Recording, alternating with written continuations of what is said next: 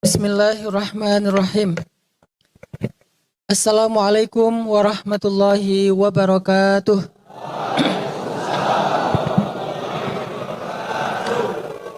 Alhamdulillahi rabbil alamin.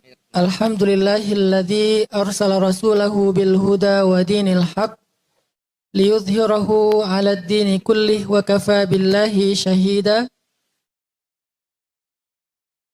Asyhadu an la ilaha illallah wahdahu la syarika lah wa asyhadu anna Muhammadan abduhu wa rasuluhu la nabiyya ba'dah. Allahumma salli wa sallim wa barik ala sayyidina Muhammad wa ala alihi wa sahbihi wa man tabi'ahu ila yaumil qiyamah.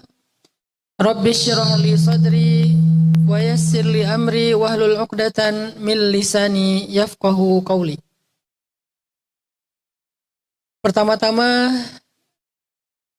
yang kita hormati dan kita muliakan kanda kita, para tokoh-tokoh pemuda yang ada di hadapan kita pada malam ini. Ada Kanda Randi Zulmaryadi Rudi. Kemudian ada Kanda Suhadi. Kemudian ada Kanda Metra, ini Bapak Metra, maaf Pak, ini Bapak Metra Dinata, Ketua DKM Masjid Bukit Indah Sukajadi. Kanda ya? Oh, sekretaris ya? Ini salah nyatet nih. Dan khususnya di sini ada guru kita juga, sahabat saya, adik saya, Ustadz Taki Malik, Masya Allah. Lagi ada di sini, nanti gantian aja beliau tausiah, saya pengen dengerin. Ke depan Ustadz, mangga Ustadz.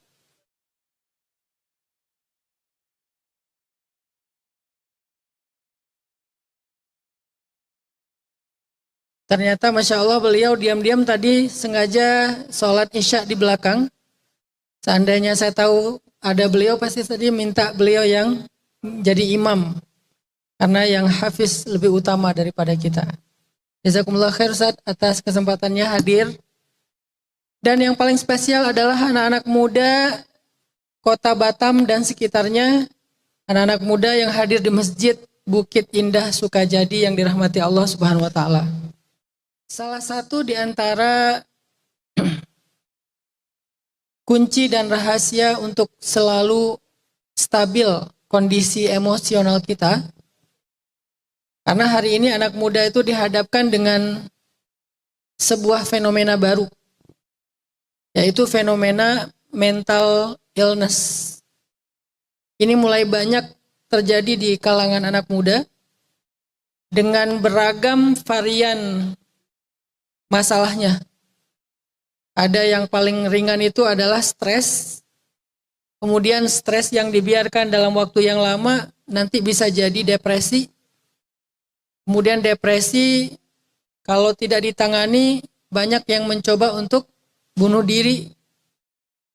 Kemudian ada juga yang swing mood, yaitu bipolar disorder. Jadi kadang dia senang banget, kadang dia sedih banget. Tiba-tiba happy, tiba-tiba marah-marah. Kalau ada masalah nggak bisa nahan diri. Kalau ada problem, meluap-luap mengekspresikannya. Ini bisa bipolar. Dan yang paling mengkhawatirkan dan cukup parah juga banyak terjadi di Indonesia hari ini adalah skizofrenia. Skizo ini bukan sekedar dia pengen bunuh diri, tapi lebih parahnya lagi dia ingin menyakiti dan membunuh orang lain. Dia mulai muncul semacam wasawis, kayak bisikan di dalam benaknya, di dalam telinganya, untuk menyakiti orang lain. Di antara kasus yang bahaya dari skizo ini adalah ada seorang pilot yang mengalami mental illness skizo.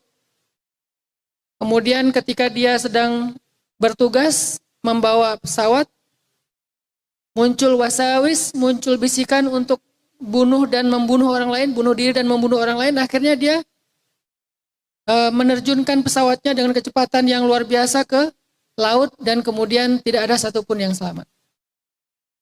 Ada lagi kasus misalnya seorang driver dari sebuah mobil rental yang ternyata karena dia beda sama kanker ya. Kanker kalau sakit kelihatan karena dia fisik. Tapi karena mental nggak kelihatan, secara umum kita ngerasa ini orang normal. Ternyata dia skizo. Ketika dia di jalan tol kecepatan sekitar 100, 110, 120, ada truk lagi berhenti karena mungkin bocor ban atau apa, muncul wasawis, tabrakin truk. Akhirnya dia nabrak truk tersebut. Ada yang luka-luka, ada yang meninggal, dan seterusnya. Hari ini, Indonesia, terutama anak muda, menjadi sebuah harapan yang sangat luar biasa bagi masa depan Indonesia. Kita mengalami bonus demografi di mana anak muda Indonesia dalam mulai tahun ini 2030, 2035 menjadi populasi yang paling potensial, mayoritas, dan luar biasa di Indonesia. Beda banget dengan Jepang. Jepang sedang mengalami fase di mana ada gap generasi antara yang tua dengan yang anak-anak. Nggak ada fase anak mudanya, jadi keputus orang tua, anak-anak. Dan anak-anaknya pun mengalami penurunan populasi yang luar biasa karena mereka takut punya anak. Orang Jepang takut menikah karena takut punya anak. Sehingga sekarang pemerintahnya menggalakkan warganya untuk menikah dan punya anak. Nah, artinya kita kebalikannya Jepang. Jepang sedang mengalami problem kurangnya pemuda, Indonesia sedang mengalami bonus pemuda. Makanya saya selalu senang sejak awal pulang dari Mesir, amanah dari guru saya adalah membuat program dakwah ke anak muda. Kenapa? Karena saya bukan cuma dakwah pengen ceramah. Tapi bagi saya dakwah itu adalah sebuah visi. Saya ingin memberi sedikit kontribusi saya untuk Indonesia, tetapi bukan untuk hari ini. Untuk 10, 15, 20 tahun ke depan, yaitu dengan mengajak anak muda menjadi lebih dekat kepada Allah Subhanahu wa taala. Atau kalau bahasa umumnya mengajak anak muda lebih positif. Kalau bahasa dakwahnya mengajak anak muda lebih dekat kepada Allah, yaitu hijrah. Sehingga ketika anak muda ini sudah hijrah, dekat ke masjid, mencintai Al-Quran, tidak pernah meninggalkan sholat, belajar akidah, belajar syariah, otomatis dia akan menjadi orang yang impactful terhadap masyarakat secara positif. Otomatis dia akan menjadi orang yang rahmatan lil alamin, bermanfaat, menjadi kebaikan bagi banyak orang. Ini adalah harapan besar Indonesia 10 sampai 20 tahun ke depan. Karena saya adalah harapan dari guru saya sekitar 20 tahun yang lalu. Ketika saya masih SMA, sebelum saya berangkat ke Mesir, guru saya bilang gini ke saya, dan ke teman-teman saya seleting, satu angkatan, guru saya bilang gini, Ustadz nggak melihat kalian siapa yang ranking 1 hari ini di kelas. Itu adalah nilai akademik, itu prestasi akademik, itu bagus. Tetapi bukan itu yang paling penting bagi Ustadz, kata beliau. Yang paling penting bagi Ustadz adalah melihat ranking berapa kalian dalam kehidupan kalian nanti 20 tahun dari sekarang. Ranking berapa kalian di tengah-tengah masyarakat 20 tahun dari sekarang.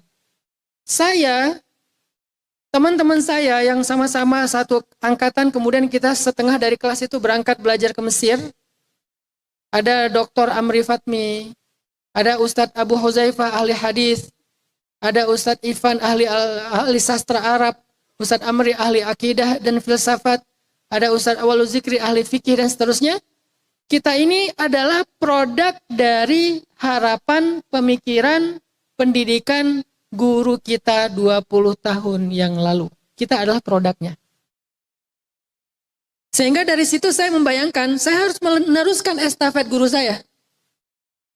Saya adalah produk dari guru saya, yang alhamdulillah dengan pendidikan dari guru saya, pendidikan di Al-Azhar, dan di atas semua itu adalah karena karunia Allah. Akhirnya saya punya kesempatan berdakwah keliling Indonesia, berdakwah di sosial media, dan disambut baik oleh anak-anak muda yang luar biasa. Sekali saya posting 1 minute booster misalnya, alhamdulillah yang mendengarkan itu sekitar 500.000 sampai 1 juta viewer atau views misalnya. Apa yang saya maksud dari kalimat ini? Maksudnya pertama, berapa banyak pahala jariah yang mengalir kepada guru saya dari satu saja 1 minute booster. Satu saja. Kayak tadi sore lagi di tempat penginapan, daripada saya nganggur di kamar, nggak bawa istri, sendiri jomblo. Ya udah saya bikin konten, speaking of my mind. Jadi ngomongin apa yang ada di pikiran saya. Kepikiran tentang masalah man aslaha ma bainahu wa bainallah aslahallah ma bainahu wa bainan nas. Siapa yang memperbaiki apa yang ada di antara dia dengan Allah, Allah perbaiki antara dia dengan manusia. Saya sampaikan, ngedit sedikit, kasih back sound, tayang. Sekarang mungkin sekitar 200.000 yang mendengar. Dari 200.000, 500.000, 1 juta orang yang mendengar itu, berapa yang mendapatkan hidayah? Maka berapa pahala yang mengalir kepada guru saya yang telah mengajarkan ilmu itu kepada saya? Sehingga saya ngerasa, wah nggak boleh terputus nih pahala guru saya. Dan saya pun ingin mendapatkan kebaikan yang sama seperti guru saya dengan berbagi kebaikan, sehingga ketika kebaikan ini disebar, insya Allah juga mengalir kepada saya. Estafetnya begitu. Dari zaman Nabi, zaman sahabat, zaman para ulama, sampai kepada kita, ada estafetnya dan terus mengalir sesuai dengan peran masing-masing. Saya adalah produk dari guru saya, pemikiran dan pendidikan guru saya 20 tahun yang lalu. Yang kemudian hasil dari produk itu masuknya ke dakwah anak muda. Ada yang masuknya ke dakwah akademik, ada yang masuknya ke dunia profesional. Di antara teman seangkatan saya ada yang dokter spesialis, ada yang profesor di bidang filsafat, macam-macam lah. Mereka ngambil jalurnya sendiri-sendiri. Intinya adalah produk pemikiran guru saya itu jadi bermanfaat untuk umat, bermanfaat untuk bangsa. Dan saya ingin meneruskan estafet itu, memiliki produk 20 tahun lagi, walaupun saya tidak mendidik teman-teman secara rutin, tetapi beberapa ide dan gagasan itu bisa teman-teman aplikasikan, insya Allah kita akan melihat Indonesia 20 tahun lagi lebih dahsyat daripada sekarang. Karena anak-anak mudanya lebih hebat daripada di masa saya. Di masa sebelumnya, kalian jauh lebih dahsyat, lebih hebat, lebih inovatif, lebih kreatif, lebih open-minded. Artinya, Indonesia punya peluang dan harapan yang sangat besar untuk memimpin dunia dengan peradaban yang luar biasa dari anak muda. Tapi di waktu yang sama, kita juga diberikan sebuah ujian oleh Allah Subhanahu wa Ta'ala. Diberikan sebuah tantangan dengan terbukanya era informasi ini, dan kita punya gadget, di semua tangan kita punya gadget, akhirnya ada satu perilaku yang berubah.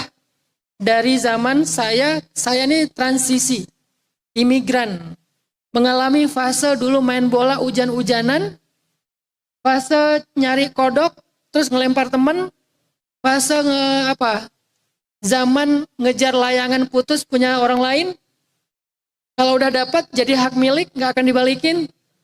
Dan zaman-zaman tahun 90-an yang sangat indah itu, yang kalau kita lihat di video-video TikTok tentang tahun 90-an itu rasanya kayak kangen banget pengen balik ke tahun itu. Sebelum ada gadget yang kemana-mana tuh nggak pakai sendal, bahkan kadang nggak pakai baju juga, cuma pakai celana merah itu.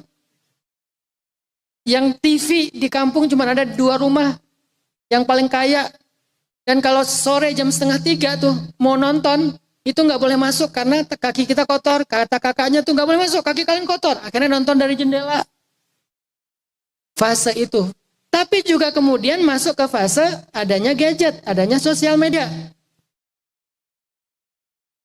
Sehingga saya ngerasa kayak banyak para peneliti psikologi juga menjelaskan ada pengaruhnya kepada behavior, perilaku dengan adanya sosial media yang sangat terbuka, yang sangat instan dan seterusnya. Salah satu di antara problem era sekarang adalah problem mental issue. Di zaman kita dulu Masalah ada, tapi kita nggak kayak, mungkin nggak mudah stres ya. Nggak tahu nggak kenapa nggak gampang stres. Kita dulu jarang loh yang kayak stres, pengen bunuh diri, kayak gitu tuh jarang. Kenapa? Karena stres dibawa main aja udah. Banyak main, banyak manfaat jadinya. Stres jadi bawa main bola, bolanya bola plastik, yang kalau udah kempes susah lurusin lagi, dibulatin lagi, biarin aja, main aja terus sampai malam. Jadi teman-teman, tantangan anak muda hari ini adalah tantangan isu mental. Itu salah satu yang sangat mengkhawatirkan, salah satu yang sangat darurat. Hari ini anak muda banyak. Kenapa saya tahu?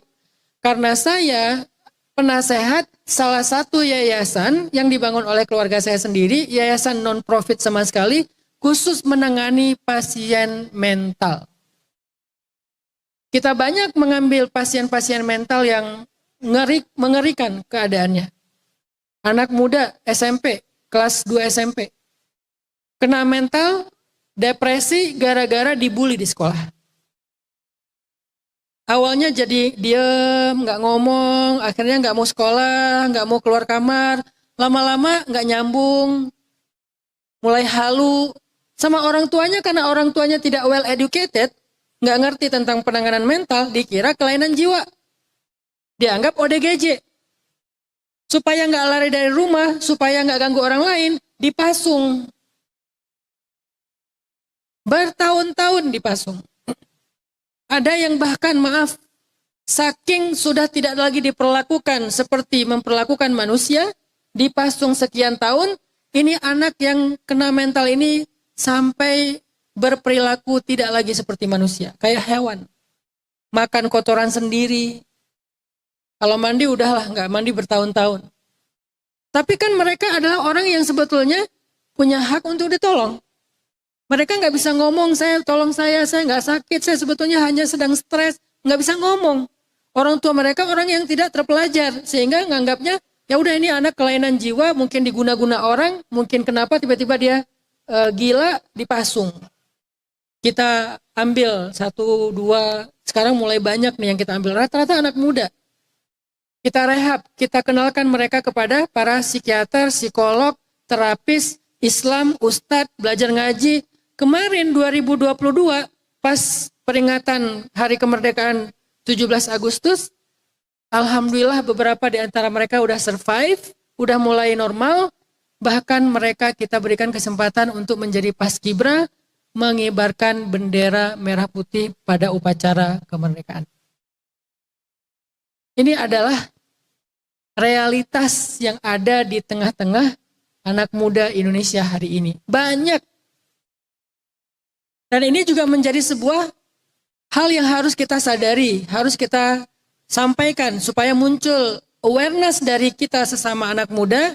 Kadang kita menyepelekan hal ini. Kita kayak ngeledekin teman kita, ngebully teman kita. Mungkin ngebulinya di sosmed misalnya atau di grup misalnya. Tapi kita nggak pernah tahu apa dampaknya kepada dia. Kan ada tuh artis Korea yang bunuh diri gara-gara dibully di sosmed kan? Dia belum ditaruh di Indonesia. Di Indonesia lebih keren. Jadi dia belum menghadapi kekuatan powernya netizen Indonesia yang luar biasa ya. Baru menghadapi netizen Korea. Netizen Korea mah masih ya santai lah. Itu aja bunuh diri. Kebayang nggak tuh artis Korea ditaruh di Indonesia? Artinya kita nggak pernah sadar loh teman-teman. Gimana dampak dari komen kita, dampak dari postingan kita, dampak dari repost kita, dampak dari broadcast kita di grup, atau sekedar kita nge-replay. Kita nggak pernah sadar dan itu dampaknya bisa merusak mental saudara kita, teman kita yang lain. Ini juga hal yang kita perlu sadari. Dan ini jarang dibahas di tablik. Ini jarang dibahas di atas mimbar. Ini jarang dibahas di dalam majelis ilmu. Padahal ini adalah realitas. Dan salah satu di antara tugas dari para ulama, dai, majelis ilmu itu adalah islahul waqi', memperbaiki keadaan realitas. Nah, karena saya concernnya di anak muda, saya ngerti realitas ini.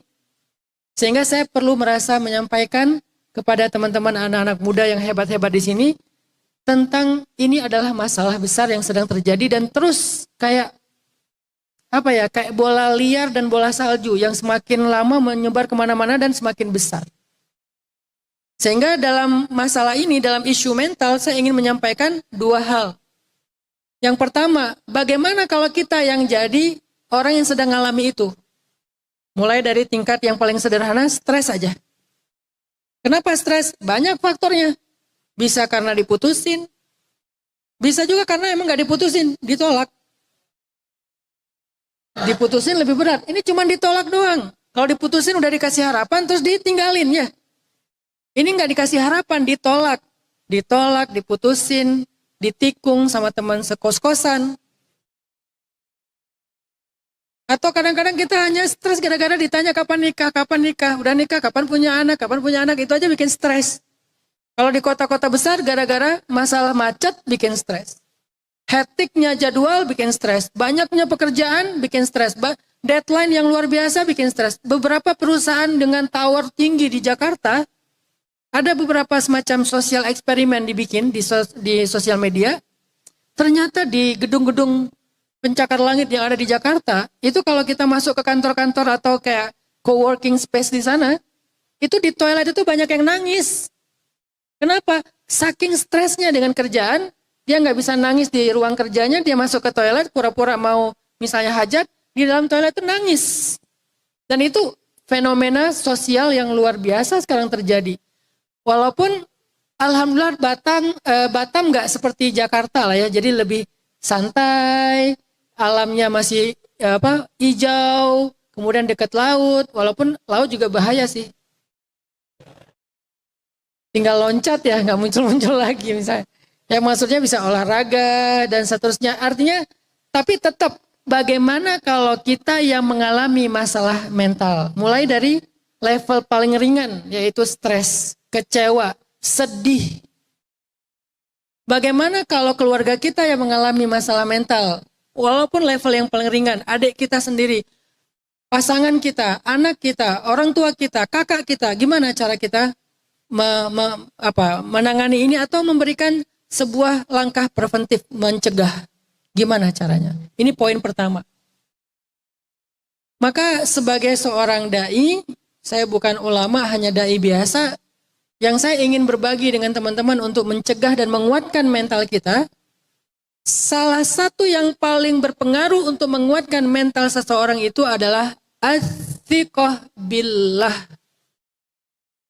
Percaya, yakin, berpegang, berpasrah, berserah kepada Allah.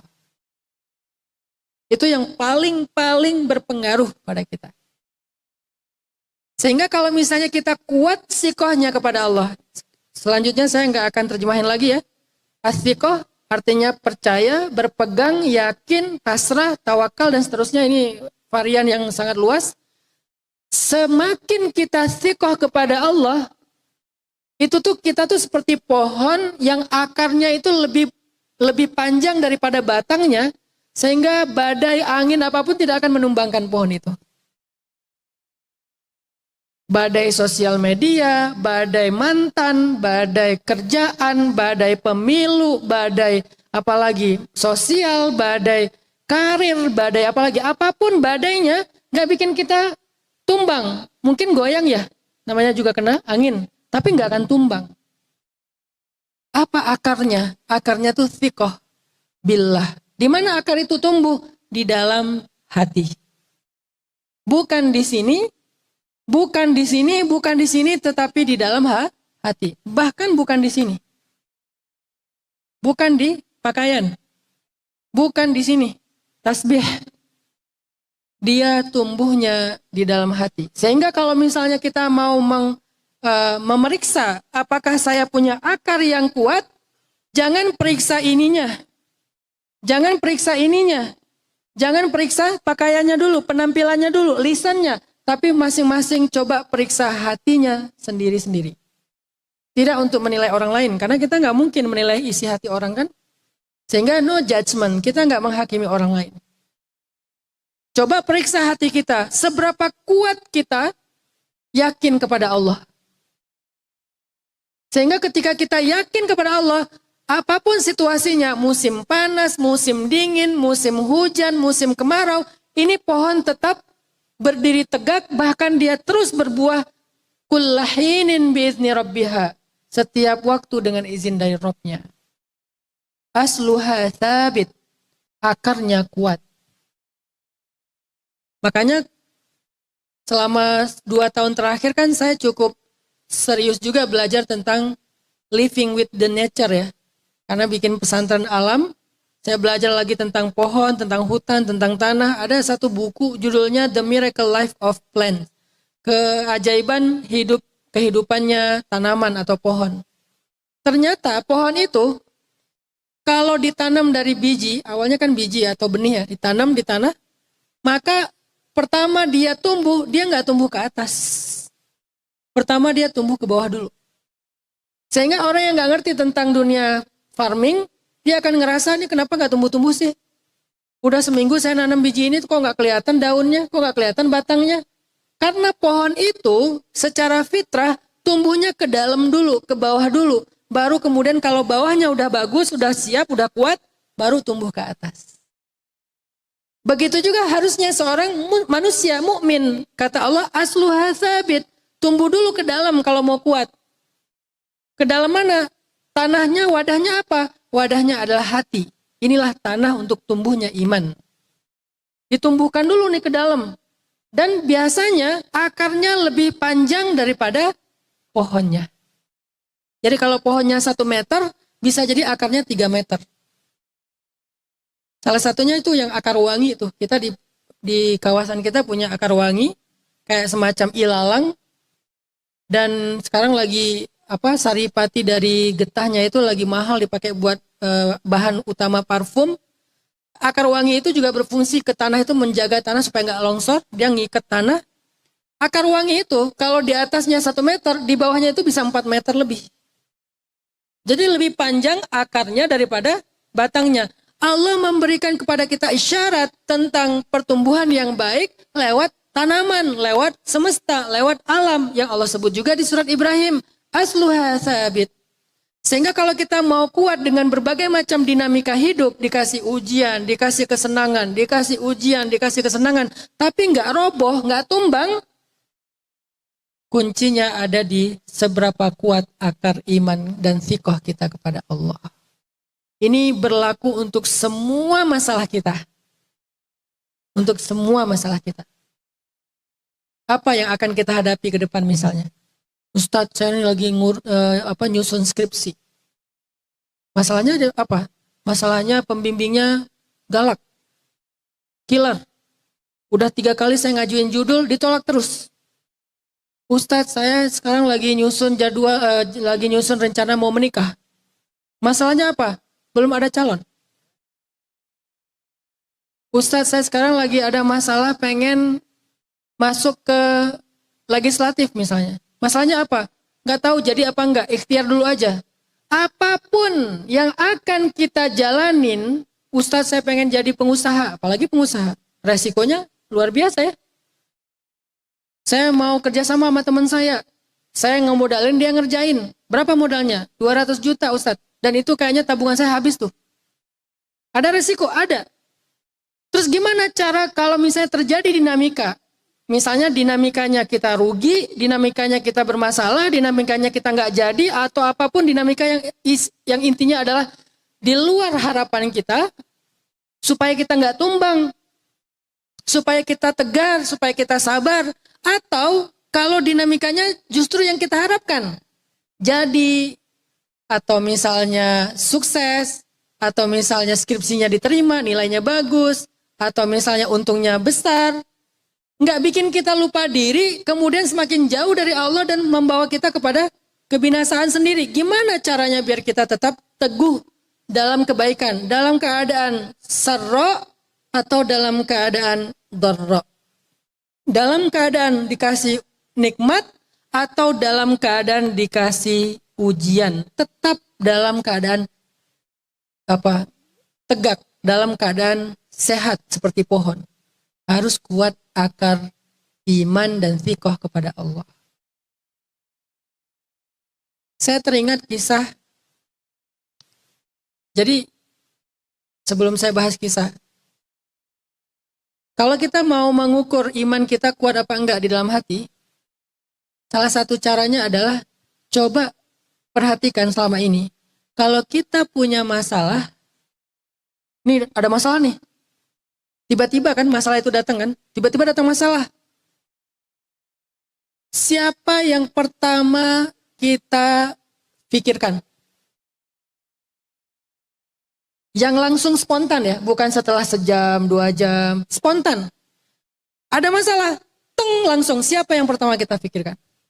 Atau apa yang pertama kita pikirkan? Bisa orang tua, bisa juga masalah itu sendiri, bisa juga pembuat masalahnya, bisa juga orang-orang yang kita harapin bisa nolongin kita. Pertanyaannya, pernah nggak Allah menjadi yang pertama kali sebelum yang lain terfikirkan ketika kita ditimpa masalah saat itu juga? Disitulah iman teman-teman. Dan disitulah jalan keluar, disitulah kita bisa survive. Ada masalah apa nih misalnya? Masalah kita sama teman, kita kerja sama bisnis, kita kasih dia duit 200 juta, dia yang ngejalanin, kita yang investasi, tiba-tiba dibawa kabur. Apa yang pertama kita pikirin? Polisi? Pengacara? Atau nomor kontaknya? Atau gimana cara ngedatengin debt collector? Atau apapun? Apa yang pertama kita pikirin? Yang kita harapin bisa menyelesaikan masalah kita. Lalu kemudian pertanyaan kedua, apa yang paling lama kita pikirkan? Yang pertama dan yang paling lama. Yang pertama itu yang langsung spontan, terbersit dalam pikiran kita dan masuk ke hati kita, siapa atau apa. Kemudian yang paling konsisten kita pikirkan, apa atau siapa. Rasa-rasanya kita belum menjawab Allah. Kenyataannya selama ini enggak Allah. Allah bukan yang pertama kita pikirkan ketika kita dihantam masalah. Allah juga bukan yang setiap hari kita pikirkan yang paling banyak ketika kita sedang dalam masalah. Yang paling banyak kita pikirkan adalah masalah itu sendiri. Kita berharap dengan memikirkan masalah itu akan ada jalan keluar. Akan ada solusi. Yang paling lama dan paling banyak kita pikirkan adalah orang yang membuat masalah itu sendiri. Yang paling lama dan paling banyak kita pikirkan adalah orang yang kita harapkan bisa membantu kita untuk menyelesaikan masalah itu sendiri. Tapi kita lupa kepada Allah. Itulah belajar menumbuhkan akar iman. Ada cerita. Ada seorang ulama di Mesir mengajarkan ilmu akidah kayak gini di dalam sebuah masjid. Kemudian besoknya beliau kembali ke kampungnya naik pesawat kayak saya sekarang tinggal di Bandung ke Batam, terbang ke Bandung misalnya. Di bandara besoknya ketika mau boarding, tiba-tiba ketemu seorang laki-laki megang tangan beliau, ya Syekh, Assalamualaikum kata beliau. Apakah Anda yang mengajar di masjid kemarin? Oh ya benar. Saya hadir Syekh, terima kasih. Tapi saya punya sebuah cerita, boleh sambil nunggu boarding, saya bercerita sedikit. Oh ya boleh kata Syekh ini. Apa ceritanya? Syekh, udah 1 tahun ini saya punya masalah. Mirip cerita seperti poin saya sampaikan tadi. Udah 1 tahun ini saya punya masalah. Saya menitipkan harta saya kepada seorang sahabat untuk dipakai berbisnis, lalu bagi hasil, tapi orangnya kabur. Nomor handphonenya ganti, nggak aktif lagi. Nggak bisa dicari kemana-mana. Saya cari ke teman-temannya nggak ada yang tahu. Saya merasa sangat kecewa, marah, sedih, terpukul, karena saya merasa dikhianati. Selama 1 tahun ini saya stres. Selama 1 tahun ini saya selalu mikirin dia. Setiap pagi saya mikirin dia, siang saya mikirin dia, malam saya mikirin dia, nggak bisa tidur mikirin dia. Kenapa dia tega sama saya? Kapan dia berubah? Kapan dia mau menghubungi saya? Kapan dia akan membalikan uang saya? Kapan dia kasihan sama saya? Dia selama 1 tahun. Saya berharap dengan pikiran itu saya dapat solusi. Selama 1 tahun saya cuma mikirin uang saya ada di dia. Saya dikhianati, masalah selama 1 tahun. Sehingga saya merasa sangat terbeban dan nggak enak gitu, nggak tenang. Tapi kemarin gak sengaja saya dengar taklim dari Syekh di dalam masjid. Salah satu poin yang saya highlight, Syekh mengatakan, keluarkanlah makhluk dari hati kita, masukkan Allah ke dalam hati kita, maka sejak saat itulah kita akan mendapatkan segala jalan keluar dalam hidup kita.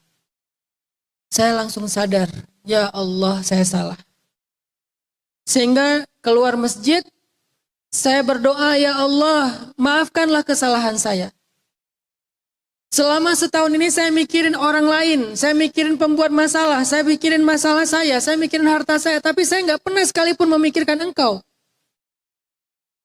Saya lupa kepadamu, ya Allah. Saya sibuk mikirin makhluk, tapi lupa dengan Engkau. Ya Allah, maafkan saya. Astagfirullahalazim. Ya Allah, saya serahkan urusan saya kepadamu. Saya nggak akan mikirin dia lagi. Saya akan memikirkan Engkau. Saya berharap kepadamu. Saya akan memperbaiki hubungan denganmu. Baru ngomong, belum ngejalanin. Pas masuk mobil, tiba-tiba ada yang nelpon, nggak dikenal nomornya, diangkat. Assalamualaikum, waalaikumsalam. Saudaraku, aku adalah sahabatmu yang setahun lalu meminta uang darimu untuk kerja sama bisnis. Maaf, aku khilaf. Aku nggak amanah. Aku sekarang sudah menjual aset-asetku dan aku akan mengembalikan hartamu dan berikut hadiah untuk kamu. Minta nomor rekening kamu, di mana aku bisa bertemu dengan kamu. Syekh, siang ini saya naik pesawat ketemu Anda karena saya pengen ketemu dia. Dia tunjukin alamatnya, saya akan ke sana dan ketemu dia. Dan setelah itu dia juga keep kontak sama Syekhnya. Dia kasih tahu, alhamdulillah Syekh, dia sudah mengembalikan semua uang saya dan memberikan saya hadiah. Baru sebentar saja dia memikirkan Allah, Allah langsung tunjukkan keajaiban. Tapi setahun dia mikirin manusia, tidak ada satupun yang terjadi dalam hidupnya.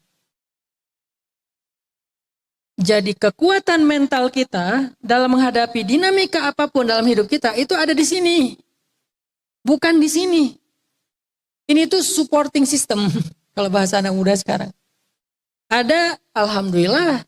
Kurang, nggak apa-apa. Karena ini bukan intinya. Manusia adalah supporting. Ada mereka, alhamdulillah, Allah yang mendatangkan mereka kepada kita. Tapi bukan mereka intinya. Semua mereka ini, mau dia adalah harta, mau dia adalah manusia, semua itu adalah wasilah, media, jalan, sebab. Tetapi sumbernya satu, Allah Subhanahu wa Ta'ala. Makanya, kalau kita dapat kiriman paket hadiah yang spesial misalnya, dititipkan ke seorang kurir, bukan COD, hadiah, kita nggak perlu bayar. Misalnya senangnya apa? Saya misalnya senangnya kuda nih, senang main kuda. Tiba-tiba ada yang ngasih saya kuda dengan spek kuda paling ideal. Ada garis putihnya di sini sedikit. Kemudian ada kayak semacam apa ya? Yang di kepala kita tuh kayak apa? Kayak pusaran tuh. Kayak ubun-ubun gitu ya. Bukan ubun-ubun sih. Itulah pokoknya apa? Ya unyeng-unyeng ya. Ada di sini di leher, itu tanda-tanda kuda bagus. Yang paling lebih kelihatan lagi adalah kakinya, 3 dari kakinya itu ada kaos kaki. Tapi satu nggak punya kaos kaki, yaitu kaki kanan depan. Nggak ada kaos kaki. Yang lain ada kaos kaki putih. Ngasih ke saya misalnya, warna kudanya tuh sangat bold, hitam banget.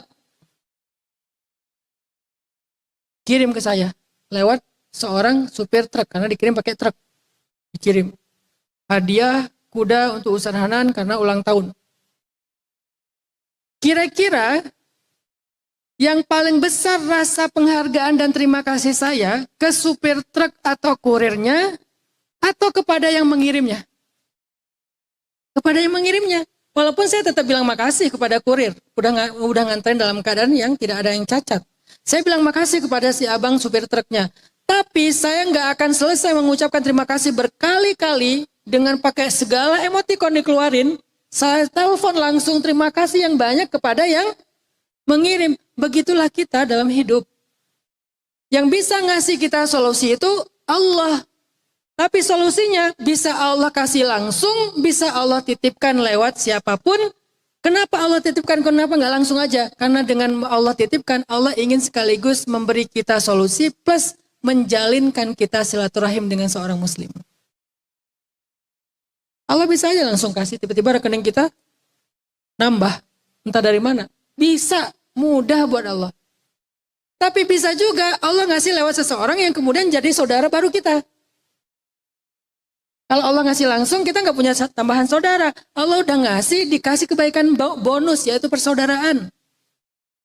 Sehingga kita jadi akrab sama seseorang.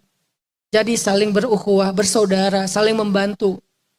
Walaupun sebetulnya yang mengirimkan kita kebaikan itu bukan dia cuma bawain. Yang mengirimkan adalah Allah. Disitulah kita belajar yakin, belajar thiqah, belajar iman kepada Allah, teman-teman. Dan itu modal banget untuk supaya memiliki kekuatan mental seperti pohon yang teguh dalam dinamika apapun. Jadi coba kita belajar sekarang, yang pertama tadi kan Allah. Ada masalah langsung Allah dulu. Sebelum masalah, sebelum pembuat masalah, sebelum yang orang kita harapkan bisa ngasih solusi terhadap masalah. Sebelum Allah. Kehilangan sesuatu, Allah. Kecewa, Allah. Sakit hati, Allah. Sedih, Allah. Pertama yang terbersit secara spontan harusnya Allah di dalam pikiran dan hati kita. Baru di situ kita punya akar. Dan la tahzan setelahnya. Gak usah khawatir. Biar Allah yang beresin setelahnya. Aman banget hidup kalau udah kayak gitu. Aman, saya jamin, saya yakin. Saya juga lagi belajar mempraktekannya sejak dulu. Setiap saya ceramah kayak gini, saya sama seperti lagi belajar juga. Lagi mendengarkan nasihat untuk diri saya sendiri. Saya percaya banget itu, dan itu ngaruh banget. Dimarahin istri, Allah. Jangan istri dulu yang diingat. Ngirim WA, istri lagi ngambek. Ngirim WA, contreng 2 tapi nggak dirit, masih abu. Mungkin dia lagi sibuk masak. Siang, belum dirit juga. Online berkali-kali. Lasin lagi ya. Tapi WA kita nggak dibaca. Sedih, ngerasa nggak dianggap penting. Mulai ada rasa kecewanya. Allah, jangan dia dulu yang diingetin. Kenapa ya dia kayak gitu? Dia nggak ingat ya kalau aku tuh sayang banget sama dia, bla bla bla bla bla bla. Jangan bayangin mukanya dia dulu. Coba bayangkan dulu kebaikan Allah. Karena kalau udah makhluk dulu yang masuk ke hati kita, udah berubah tuh. Kita labil. Makhluk kalau udah masuk ke hati kita, benda, dunia kalau udah masuk ke hati kita, itu kita tuh kayak pohon, gede, tapi nggak punya akar. Ujetustat min fauqiha. Maka akan tercabut dari dalam bawah-bawahnya semuanya. Pohon makin gede, nggak punya akar, makin kalau jatuh, kecabut lebih banyak. Kalau pohon kecil nggak punya akar, masih mending. Ini udah paling gede, artinya masalahnya banyak, beban hidup banyak, tapi nggak punya akar iman. Karena yang ada di hatinya bukan Allah, yang ada di hatinya adalah makhluk, yang ada di hatinya adalah dunia. Makin jatuh tuh pohon. Itulah kita hari ini dengan beban hidup yang mungkin nambah, semakin bertambah usia kan nambah beban hidup. Kita harus mengurus keluarga, harus mengurus orang lain dan seterusnya. Nambah beban hidup kita. Aktif di organisasi, ngurus orang banyak. Di rumah, ngurus keluarga. Udah menikah, ngurus pasangan. Gak lama kemudian ngurus anak-anak. Anak-anak semakin tumbuh, nambah lagi bebannya. Sekolah dan seterusnya. Makin besar batangnya, beban hidupnya, kalau nggak semakin kuat akarnya, itu tumbang langsung. Kadang nggak ada angin juga tumbang sendiri. Karena udah semakin berat, semakin besar bebannya. Sehingga akarnya tuh harus lebih dalam lagi tuh. Gimana cara kita menumbuhkan akar itu, Ustaz? Kayak gini nih dalam majelis ilmu. Cari majelis ilmu tentang iman. Bukan majelis perdebatan, bukan majelis yang saling mencela dan menjatuhkan. Yang bisa nambah iman kita. Kita datang ke sini capek-capek kan bukan untuk pakai kaca pembesar ngelihat kesalahan orang lain. Pengen pakai cermin ngelihat kesalahan diri sendiri. Biar kita bisa tumbuh imannya. Sehingga kuat di dalam hati kita. Oh Allah. Nanti setelah Allah, yakin sama Allah, berserah sama Allah, baru istri. Itu ringan. Hadapilah cemberut istri dengan iman. Quote of the day. Hadapilah kalimat yang sangat kejam yaitu kita jadi temenan aja, kita jadi adik kakak aja dengan iman.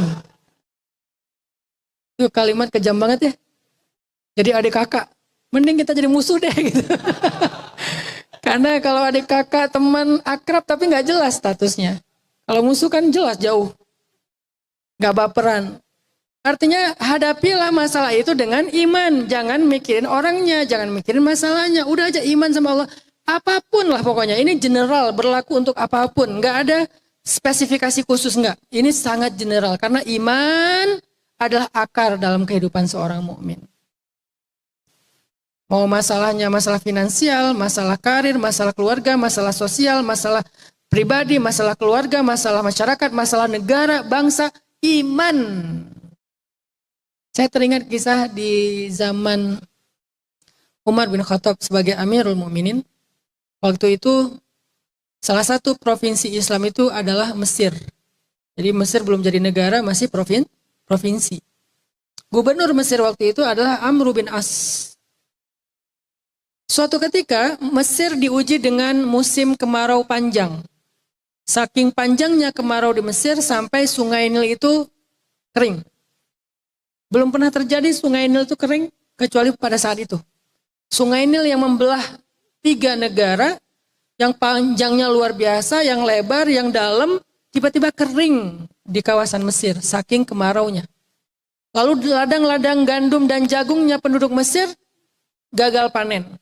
Kelaparan di mana-mana, kriminalitas mulai naik, kesenjangan terjadi, keamanan terganggu, keadaan negara gunjang-ganjing dan seterusnya. Wah, pokoknya mengerikan keadaan Mesir waktu itu selama beberapa tahun. Sampai kemudian orang-orang Mesir protes kepada Amr bin As, ini apa solusi ini? Gimana nih caranya? Kami kelaparan, anak-anak kami kurang gizi dan seterusnya. Maka Amr bin As mengirim surat meminta pertolongan kepada Amirul Mukminin Umar bin Khattab di Madinah. Ya Amirul Mukminin, Mesir sedang dilanda dengan kemarau panjang. Sungai Nil kami hampir kering dan ladang-ladang kami sudah gagal panen dan seterusnya. Kelaparan terjadi di mana-mana, penyakit mulai banyak. Tolonglah kami wahai Amirul Mukminin, beri kami solusi sebagai presiden. Kemudian Umar bin Khattab membalas surat Amr bin As dengan satu kalimat, lalu dilipat, digulung, diberikan kepada utusan. Umar mengatakan kepada utusan itu, jangan pernah engkau membuka surat ini kecuali sampai kepada Amr bin As. Setelah surat ini sampai kepada Amr bin As, minta kepada Amr bin As untuk membacakan surat ini di depan penduduk Mesir. Dibawalah surat Amirul Mukminin Umar bin Khattab kepada Amr bin As. Sampai di sana diserahkan kepada Amr bin As, katanya jangan dibuka kecuali di depan penduduk Mesir sekalian dibacakan. Akhirnya dikumpulkanlah penduduk Mesir, dikumpulkanlah para pejabat, para tokoh-tokoh, kalau bahasa sekarang live di sosmed, semuanya bisa nonton, dibukalah surat dari Umar bin Khattab, dibaca, isinya adalah doa. Jadi isinya tuh bukan, coba kamu bikin program ini, coba kamu bikin, bukan. Isinya adalah doa. Doanya seorang Umar bin Khattab. Apa doanya? Ya Allah, turunkanlah hujan kepada hamba-hambamu penduduk Mesir. Sesungguhnya engkau adalah sebaik-baik pemberi rahmat. Dibacakan oleh Amr bin As surat doanya Umar bin Khattab, seketika itu juga Mesir mendung tebal dan turunlah hujan lebat sampai sungai Nil mereka penuh dengan air, ladang-ladang mereka juga terisi dengan air. Selesailah masalah penduduk Mesir. Di sini saya tidak bilang bahwa kalau gitu udahlah kita doa rame-rame aja, nggak usah bikin program dan seterusnya. Bukan, kita nih lagi ngomongin masalah hati. Kita nggak ngomongin masalah syariat, lagi ngomongin masalah akidah. Syariatnya kan Islam itu sempurna dengan 3 itu. Pertama akidah, kedua syariat atau fikih, ketiga suluk ataupun akhlak. Kalau salah satunya kurang ya belum sempurna Islam kita. Nah kita lagi ngomongin iman sekarang. Walaupun secara syariat kita bekerja. Secara syariat kita berusaha. Secara syariat kita melakukan banyak hal, berjuang, berkorban bahkan secara syariat. Tapi semua itu tidak boleh menjadikan kita jadi percaya kepada sebab, kepada cara.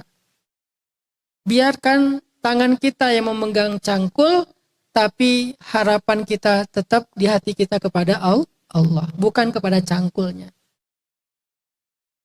Jadi kita sekarang lagi belajar hakikat, teman-teman, bukan belajar syariat.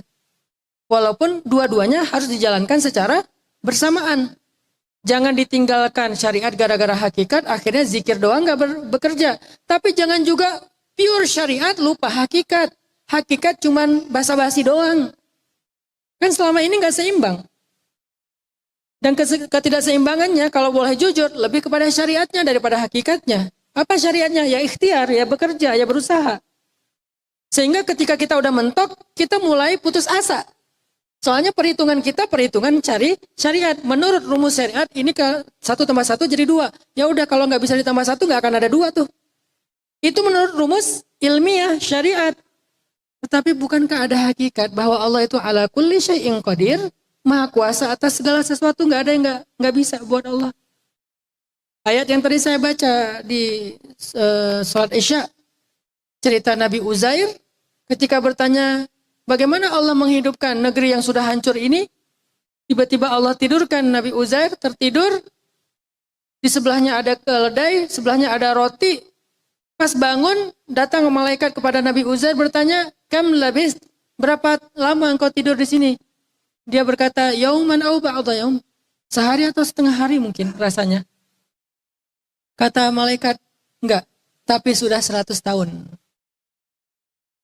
Walaupun kamu sudah tidur 100 tahun, coba kamu lihat di sebelahmu. Rotimu masih hangat.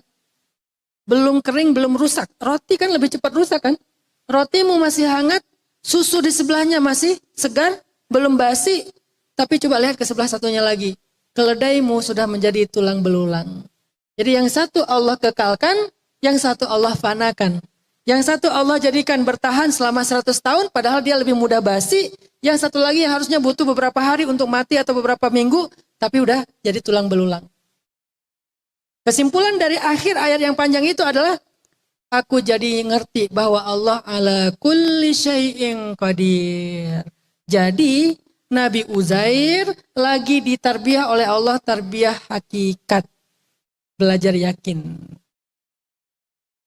Walaupun syariatnya tetap bertani, tetap nyangkul, tetap nanam, tetap berikhtiar, tetap berdagang, tetap ini dan itu. Tetap, cuman di dalam hati, dia nggak boleh dilibatkan hati ke dalam syariat. Hati itu harus dengan hakikatnya, yakin. Syariat itu bagiannya tangan, bagiannya organ, bagiannya indera, itulah syariat. Tapi hati, bagiannya hakikat. Jadi jangan libatkan hati kepada syariat sehingga kita gampang putus asa, berkeluh kesah, galau, depresi. Kayaknya nggak mungkin lagi nih. Kenapa nggak optimis? Sebagai jomblo fisabilillah, belajar dari siapa? Julaibib. Belajar dari Ali bin Abi Thalib.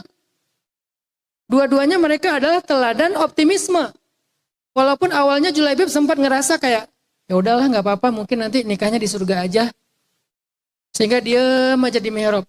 Datang Rasulullah, malham ya Julaibib. Kamu kenapa Julaibib? Ya Rasulullah, gak ada yang mau nikah sama saya.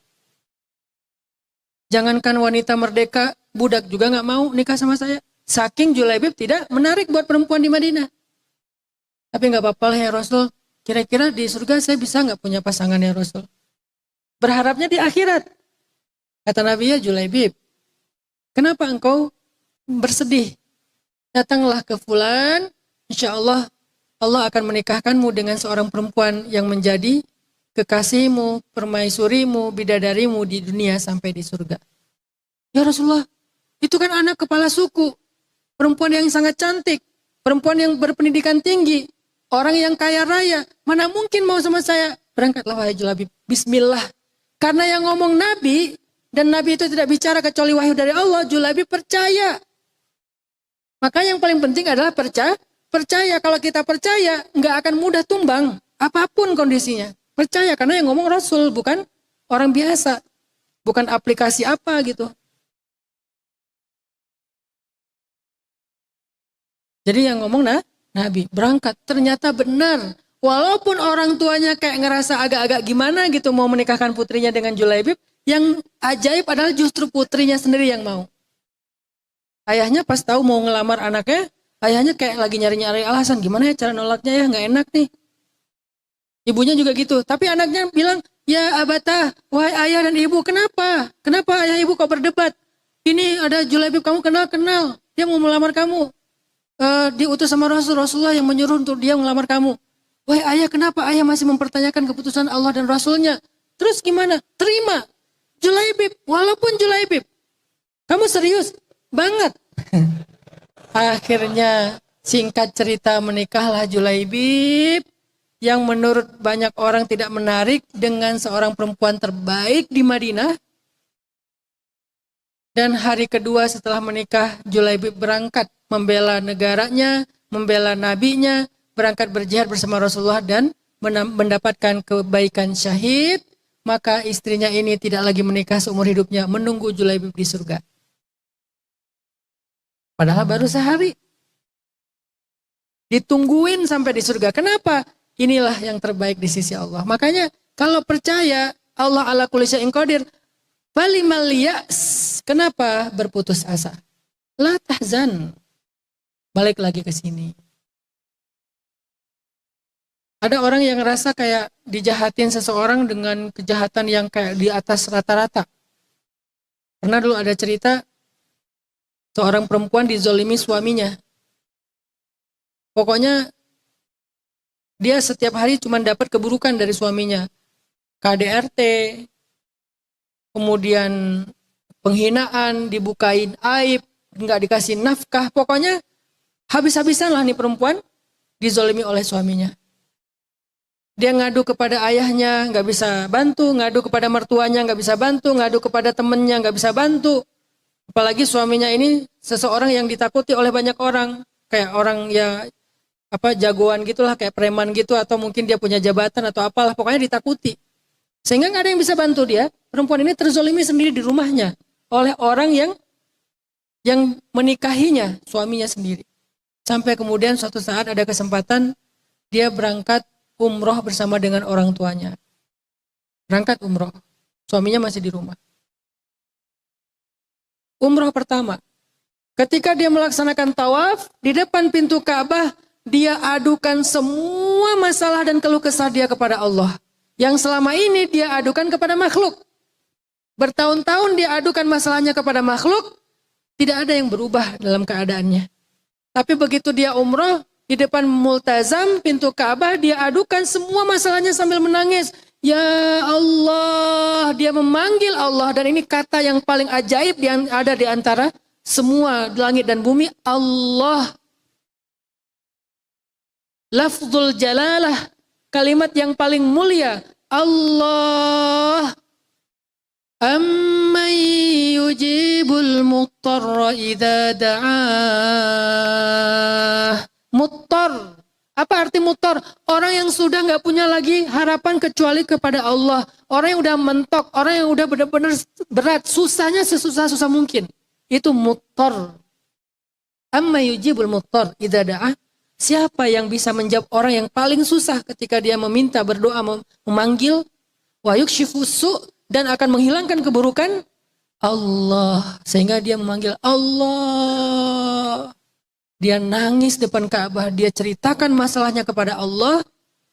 Begitu dia pulang umroh, dia datang ke rumah dalam keadaan ketakutan. Karena udah 10 hari hidupnya nyaman, karena harus menghadapi realitas lagi dengan suaminya. Dia buka pintu rumah, cari suaminya nggak ada, dia masuk ke kamar. Dia lihat di dalam kamar suaminya sedang sujud di atas sajadah. Sajadah yang dia berikan hadiah saat menikah dulu dan tidak pernah digelar sekalipun sampai hari ini, sekarang digelar. Mungkin sebagian ada yang berpikir dia masuk ke kamar melihat suaminya udah mati. Enggak kayak gitu solusinya. Suaminya enggak mati, suaminya sadar. Suaminya untuk pertama kalinya sujud di atas sajadah, menangis, sholat sunnah. Setelah selesai itu dia bangkit dari sujudnya, selesai salam, melihat istrinya udah pulang, dia peluk, dia minta maaf luar biasa, sehabis-habisnya dia sampaikan rasa bersalahnya. Sejak saat itu mereka mendapatkan kehidupan yang jauh berubah lebih baik. Siapa yang bisa menolong kita ketika kita dalam keadaan muttor selain Allah Subhanahu wa taala? Yang dibutuhin itu adalah as-siqah. Karena kalau kita udah siqah kepada Allah, Allah seperti prasangka hambanya kepadanya. Kalau kita berprasangka Allah nolongin kita, Allah pasti nolongin kita. Ada satu lagi cerita nih. Jadi ngaji akidah ke saya itu banyak storytellingnya. Bukan banyak teori karena saya sendiri ngerasa kalau teori berat. Di kampus aja kalau teori. Atau kalau mau dapat teori akidah, belajar tentang misalnya Aqaid Khamsin, belajar tentang nama-nama Allah, Asmaul Husna, belajar tentang Rububiyah, Uluhiyah, Asma Sifat, tetapi tidak dipisah-pisah, disatuin. Belajarnya nanti di Tarbiyah Pemuda Hijrah. Kalau di tempat umum, ngajinya tentang storytelling yang menambah iman. Ada kisah husnuzon kepada Allah. Jadi ceritanya, kata Nabi, nanti di hari kiamat ada 4 orang yang dikeluarkan dari api neraka. Karena dosanya banyak, dia disiksa, setelah sekian lama disiksa, dia disidang lagi. Dikeluarkan 4 orang ini dari api neraka, dihadapkan kepada Allah. Setelah disidang ternyata dosanya belum habis, saking banyaknya nih dosa orang. Sehingga kata Allah, kembalikan dia ke neraka, 4-empatnya. Ketika mereka digiring oleh malaikat untuk dikembalikan ke dalam api neraka, salah satu dari 4 orang ini noleh ke belakang menghadap Allah dan mengatakan, Ya Rabbi, Ya Allah, saya tidak pernah terfikir bahwa Engkau akan mengembalikan kami ke dalam api neraka. Saya berpikir Engkau telah mengampuni kami dan akan memasukkan kami ke surga. Saya nggak pernah terfikir Engkau akan memasukkan kami kembali ke dalam api neraka. Allah langsung berfirman kepada malaikat, wahai malaikat, sesungguhnya benarlah prasangka hambaku, masukkanlah dia dan beserta 3 orang temannya, 4-empatnya ke dalam surga. Sekali saja berbaik sangka kepada Allah. Ada lagi kisah di zaman Nabi Musa. Karena Nabi Musa adalah kalimullah, bisa berdialog dengan Allah. Nabi Musa pernah nanya kepada Allah, Hai Rabbi, wahai Allah, siapakah di antara umatku yang derajatnya paling rendah? Siapakah di antara umatku yang derajatnya paling rendah? Artinya yang paling terakhir masuk surga, yang paling lama di neraka, yang paling susah nanti di akhirat. Siapa di antara umatku? Allah menjawab, fulan. Laki-laki, buta, tua, dan dia paling sering telat datang ke tempat ibadah. Sesekali datang telat, seringnya nggak datang. Itu mirip dengan beberapa orang yang sholat setahun cuman pas Idul Fitri. Telat lagi. Kenapa telat? Oh, baru khutbah. Ntar aja habis khutbah. Dia pikir sholat Idul Fitri kayak sholat Jumat. Khutbah dulu baru sholat. Padahal sholat Idul Fitri, sholat dulu baru khutbah. Begitu dia datang menjelang akhir khutbah, orang-orang pada bubar. Loh, kok nggak sholat nih? Ada teman saya yang kayak gitu. Karena dia pikir kayak sholat Jumat. Saking nggak pernah ke masjid, nggak tahu tutorial sholat Idul Fitri. Akhirnya kata Allah, ini orang yang paling rendah di antara umatmu yang tua, buta, dan paling jarang ke masjid atau paling telat kalau ke masjid. Walaupun namanya bukan masjid kalau dulu. Ma'bad, tempat ibadah. Maka Nabi Musa memeriksa di antara umatnya, siapa yang paling telat hari ini? Fulan, oke. Orang tua, buta, kayaknya ini nih. Besok nggak hadir, lusa dicari, wah setelah sekian lama, datang lagi dia, tapi telat. Datang tapi telat. Jarang-jarang datang, telat lagi. Setelah sekian lama diperhatikan, tiba-tiba dapat kabar dia meninggal dunia. Ketika dia meninggal dunia, Nabi Musa penasaran. Nanya lagi kepada Allah, Ay Rabbi, bagaimana keadaan dia sekarang di akhirat? Dia udah meninggal dunia. Bagaimana dia dikubur? Apakah dia disiksa? Apakah dia hina, apakah dia dan seterusnya? Kata Allah, wahai Musa, sesungguhnya dia sekarang sedang berjalan-jalan di antara taman-taman surga. Nabi Musa heran, ya Rabbi, apa kebaikan dia? Bagaimana mungkin dia mendahului kami ke surga? Kami aja masih di dunia, dia udah masuk surga duluan, padahal dia yang paling rendah di antara kami. Allah menceritakan sebuah kisah yang luar biasa. Wahai Musa, suatu hari laki-laki itu sedang berjalan dibantu sama seseorang temannya. Kemudian sambil berjalan, tibalah mereka di sebuah tempat tanah lapang, taman yang sangat luas. Dia nanya kepada temannya, kita lagi di mana sekarang? Kata temannya, kita ada di sebuah taman yang bagus, taman yang luas, taman yang indah, taman yang lapang. Semua yang ada di sini pasti bahagia, semua yang ke sini pasti happy. Karena dia diajak jalan-jalan ke situ supaya bahagia, orang buta. Kita lagi di mana sekarang? Kita lagi ada di sebuah taman. Kamu pasti happy di sini, pasti kamu akan nyaman di sini. Dia mengatakan, enggak. Sesungguhnya yang paling luas itu adalah rahmat Allah. Dia katakan itu dengan hatinya, dengan yakin, dengan husnuzon. Allah lah yang paling luas rahmatnya. Enggak ada yang lebih baik daripada rahmat Allah yang luas. Bukan taman ini. Wahai Musa, kata Allah, sesungguhnya hambaku berprasangka baik kepadaku. Dan sesungguhnya rahmatku mendahului marahku. Sehingga aku masukkanlah dia dengan prasangka baik itu ke dalam surga. Sekali saja berbaik sangka sama Allah. Iman namanya. Sehingga ketika kita punya masalah dalam hidup, kenapa kita nggak mikirin Allah dulu yang pertama terbersit, lalu kita persangkakan yang terbaik tentang Allah. Walaupun Allah lebih baik dari persangkaan kita, udah pasti itu. Tapi minimal kita punya persangkaan yang baik. Pertama yang terbersit adalah Allah, bukan makhluk, bukan masalah, bukan pembuat masalah, bukan yang mencari solusi. Allah dulu, terus yang baik-baik tentang Allah. Pikirkan dalam hati kita, pasti Allah nggak ingkar janji. Ana inda dhanni abdi bi. Aku sesuai dengan prasangka hambaku kepadaku. Itu yang disebut dengan thiqah, teman-teman. Itulah modal. Ustadz, saya udah berprasangka baik sama Allah, kok hasilnya gini? Itu namanya bukan berprasangka baik, itu menuntut. Beda prasangka menuntut. Prasangka itu yakin Allah itu pasti yang baik-baik. Kalau nuntut harus gini ya, kalau nggak gini nggak benar nih. Kenapa harus kayak gitu? Karena bisa jadi kalian, saya selalu ulang-ulang 2 ayat ini, bisa jadi kalian membenci sesuatu padahal itu baik untuk kalian. Bisa jadi kalian menyukai sesuatu padahal itu buruk untuk kalian. Kok bisa gitu? Allah lebih tahu dan kalian tidak tahu. Itu modal berprasangka sama Allah. Ini pasti ada kebaikan nih. Kok jadi kayak gini ya? Oh, ada kebaikan nih. Itu prasangka namanya. Kenapa? Karena bisa jadi yang kalian gak suka itu ternyata baik. Bisa jadi yang kalian suka ternyata buruk. Maka Allah lebih tahu, kalian gak tahu. Itu prasangka yang dimunculkan. Yang cerita saya motor hilang. Kok hilang sih?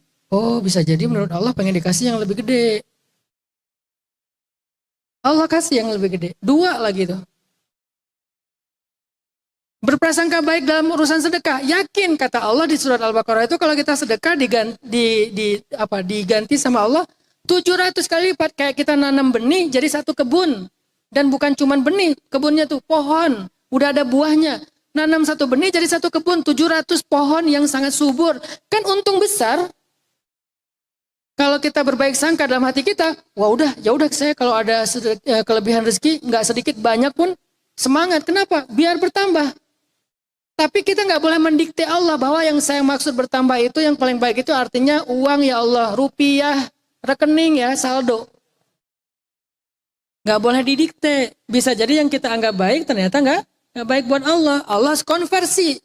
Dikonversinya apa? Dalam kesehatan, dalam kebahagiaan, dalam kesolehan keluarga. Dan itu mahal. Kadang kita nggak sanggup beli. Lebih mahal daripada angka-angka yang kita punya. Saya pernah nanya ke beberapa jamaah, coba kalau dikasih pilihan, harus milih salah satu di antara 2, tapi nggak boleh pilihan yang ketiga. Pilihan yang pertama, dapat uang 100 juta, untung dalam sebuah perniagaan. Tapi kemudian sakit. Karena punya uang, sakitnya enak. Gimana? Berobat di rumah sakit, ngambil kamar VIP, dokternya spesialis, kamarnya gede, ada kulkasnya, ada TV-nya, ada bed sofanya. Keluarga nungguin kita, bahkan sampai keluarga pun jadi reuni gara-gara kita di rumah sakit. Saking nyamannya berobat di situ. Ya, kan enak tuh berobatnya orang kaya ya. Nggak ngedengerin pasien sebelah yang batuk-batuk atau sakaratul maut. Kita kebawa. Kan kadang-kadang kalau yang satu kamar berdua, bertiga, apalagi rame-rame berlima itu kan sana batuk, yang sana muntah-muntah, yang sana nazak, sakaratul maut, teriak-teriak. Kita kan kayak, apakah saya udah beda alam? Ini karena orang kaya, sakit pun enak. Sakit enak, berobatnya nyaman. Datang dokter spesialis profesor lagi. Namanya dokter spesialis kan beda sama yang baru latihan. Dia ngomongnya tuh yang nyemangatin. Oh ini mah besok juga udah bisa pulang. Sakit biasa. Padahal obatnya ditambah. Tapi katanya sakitnya biasa. Besok juga udah sembuh. Besok juga udah pulang. Biar menyemangati kita untuk sembuh. Bagus dokternya. Nyaman. Bahkan dikasih nomor kontak pribadinya dokter. Jadi kita kayak ngerasa punya akses langsung ke dokter yang paling senior. Nyaman karena punya uang 100 juta. Seminggu dirawat, alhamdulillah sembuh, pulang pas mau nebus biaya rumah sakit, alhamdulillah selesai 100 juta. Atau pilihan yang kedua, nggak ada uang 100 juta, tapi nggak sakit. Pilih yang mana? Sakit, 100 juta, sakit, berobat yang nyaman, sembuh, bayar 100 juta. Atau nggak ada 100 juta dan nggak sakit. Nggak ada pilihan ketiga ya, cuma ada dua. Pilih yang mana kalau kita harus memilih? Udah pasti kita memilih yang kedua lah. Kita nggak mau sakit. Dan seringnya hidup kita tuh kayak gitu teman-teman. Cuma kita aja nggak sadar. Allah nggak ngasih kita musibah, Allah nggak ngasih kita sakit, Allah nggak ngasih kita masalah keluarga, Allah nggak ngasih kita pengkhianatan dari orang terdekat. Dan itu kalau kita mau bayar, mahal. Makanya jangan ngedikte Allah. Pokoknya yakin aja yang terbaik ada di sisi Allah. Itulah namanya husnuzon. Atau bisa juga maknanya bukan sekedar Allah memilihkan yang terbaik. Fa inna ma'al usri yusra. Diulang lagi. Inna ma'al usri yusra. Bersama dengan kesulitan ada kemudahan. Bersama dengan kesulitan ada kemudahan. Artinya apa?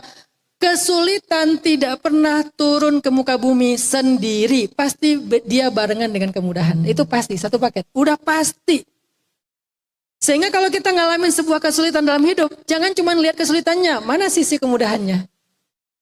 Yakin ada. Nah disitulah muncul husnuzon kepada Allah. Datang masalah, wah bawa kemudahan. Gitu yang kita pikirin, husnuzon. Tadi apa lagi masalahnya? Masalah dengan dosen, ditolak judul. Wah mau dikasih nilai bagus misalnya. Atau apalah kemudahan yang lain yang kita nggak pernah tahu. Pokoknya ada, kita aja yang belum tahu sekarang. Tapi ada, yakin. Kenapa kau yakin? Karena Allah yang berfirman, fa inna ma'al usri yusra, inna ma'al usri yusra. Satu paket, nggak ada fa inna ma'al usri, ya usri, inna ma'al usri, ya usri, ya nggak ada itu. Yang ada fa inna ma'al usri yusra, udah satu paket, ditegasin lagi. Dan kalimatnya ma'a, bersama, bukan setelah. Setelah kesulitan ada kemudahan. Setelah itu kan bisa 100 tahun, 200 tahun ya. Ini bersama, paketnya tuh datang bareng. Kenapa kita, dan biasa dan seringnya kemudahannya itu lebih besar daripada kesulitannya. Jadi kalau datang kesulitan teman-teman, lihatlah dia sebagai kurir anugerah yang besar yang sedang datang kepada kita. Dia kurirnya. Emang kurang nyenengin sih kurir itu. Yang bernama kesulitan. Tapi kalau kita tahu dia bawa paket yang mahal, gak apa-apa, kurang nyenengin juga. Nyebelin juga gak apa-apa. Ada kurir nyebelin misalnya. Tapi dia tuh bawa sesuatu yang berharga. Gak apa-apa deh, sabar-sabarin aja dikit. Yang dia bawa lebih penting. Soalnya gak ada yang bisa bawa yang ini, kecuali dia. Kadang-kadang misalnya kayak gini. Ada asisten rumah tangga.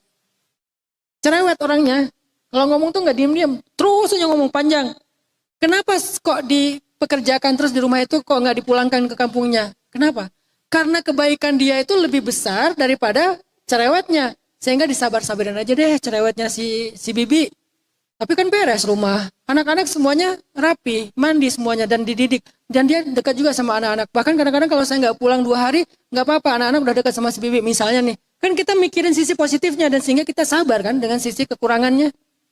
Begitu juga dengan kesulitan dan kemudahan. Kemudahannya besar, kesulitannya sedikit. Sabarin aja dulu. Kenapa? Karena dialah yang membawa kemudahan yang besar itu. Inna ma'al usri yusra.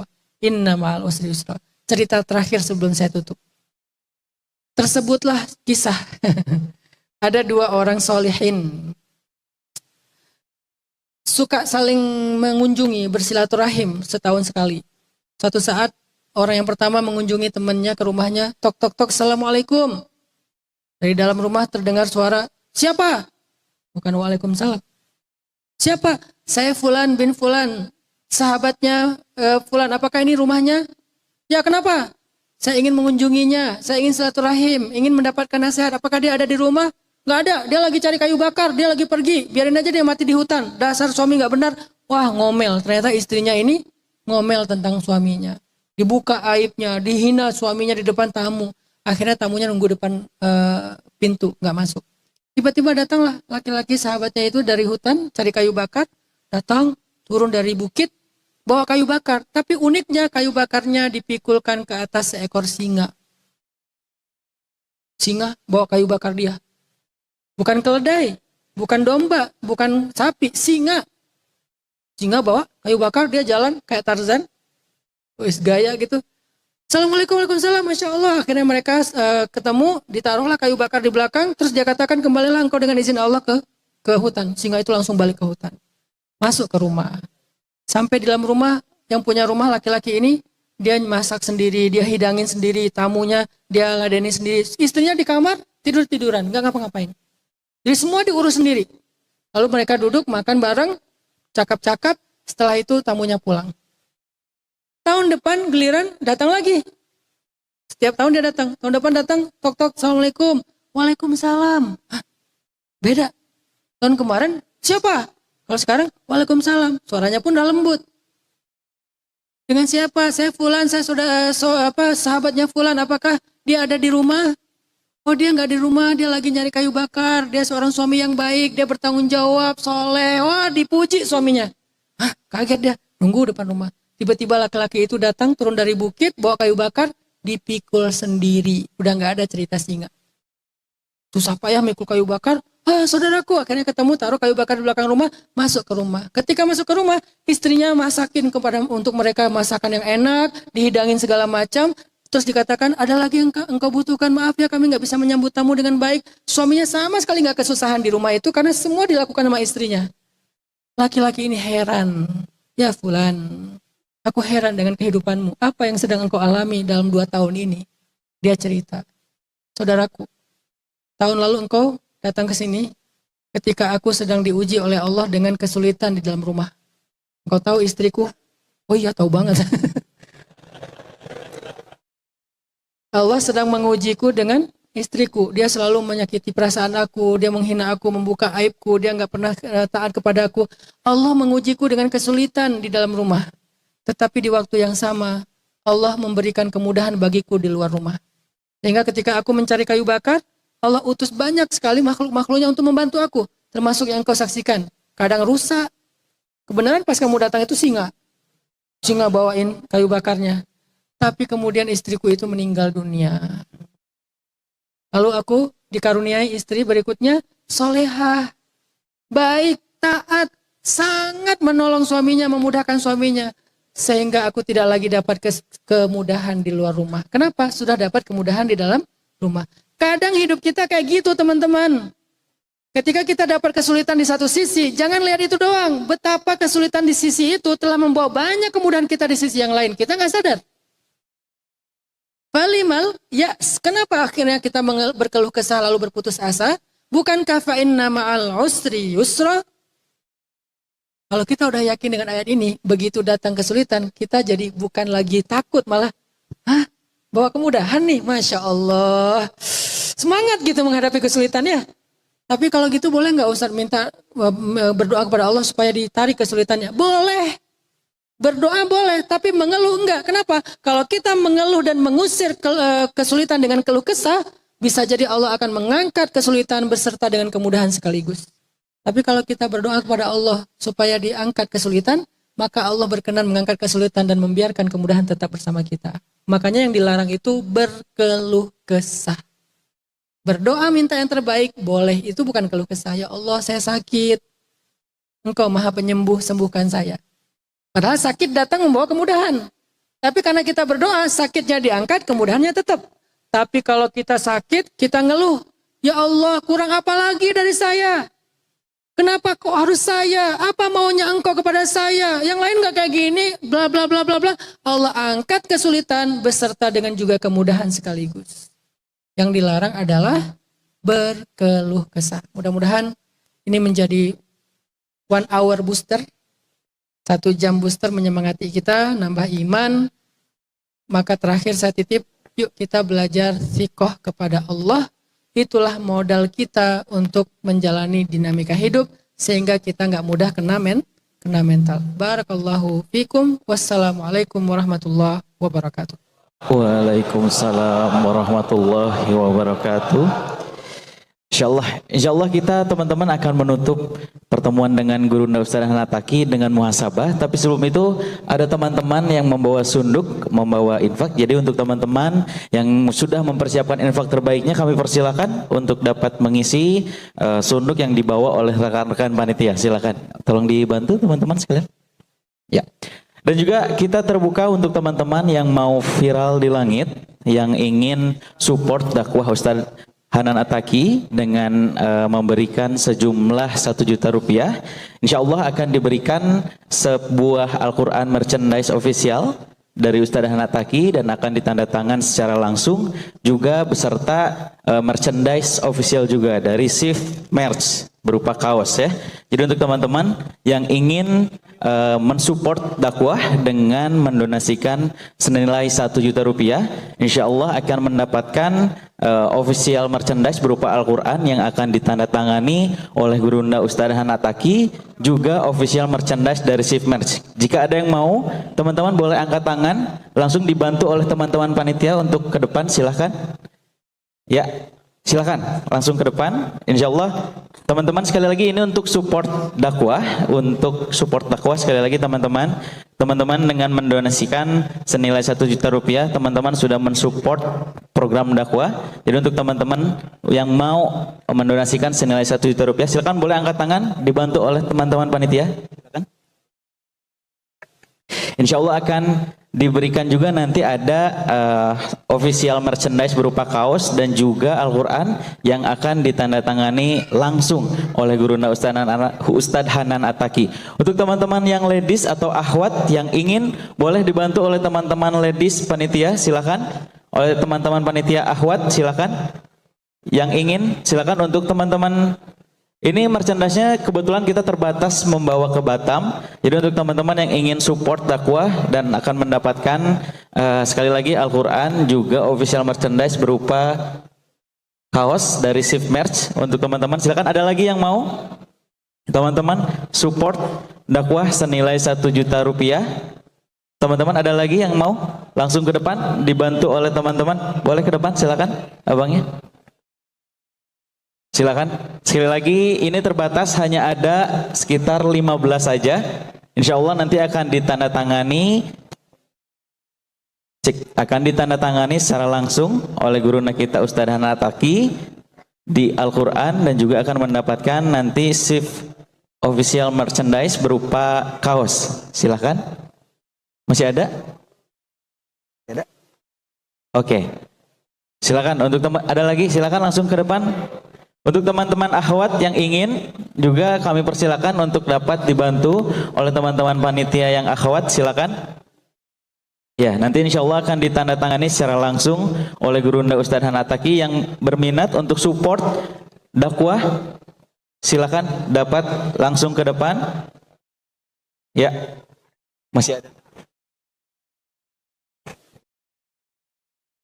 Baik, insya Allah kita akan menutup dengan muhasabah. Jadi untuk teman-teman mungkin yang sudah berdiri, silakan untuk duduk kembali. Insya Allah kita akan menutup rangkaian tablik akbar bersama Gurunda Ustaz Hanan Attaqi dengan muhasabah. Insya Allah.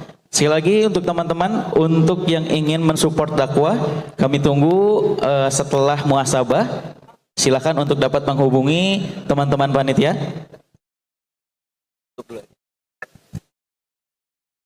Insya Allah kita akan menutup pertemuan dengan Gurunda Ustaz Hanan Attaqi dalam tablik akbar dengan muhasabah. Pada Gurunda kami persilahkan.